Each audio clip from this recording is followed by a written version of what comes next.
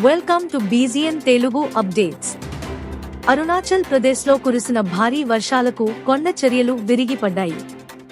దీంతో చైనా సరిహద్దులకు వెళ్లే రహదారి మూసుకుపోయింది.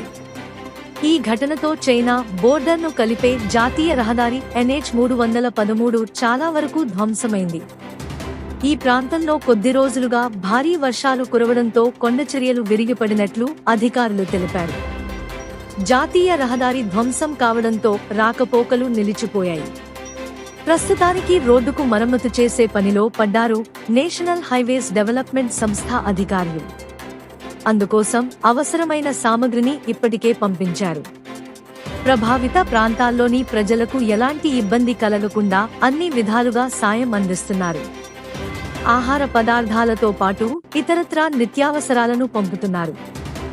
భారత్ నుంచి చైనా సరిహద్దు ప్రాంతానికి వెళ్లేందుకు ఇదొక్కటే దారి.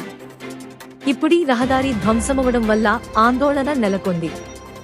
ఇప్పటికే అరుణాచల్ ప్రదేశ్ ప్రభుత్వం ట్రావెల్ అడ్వైజరీని జారీ చేసింది.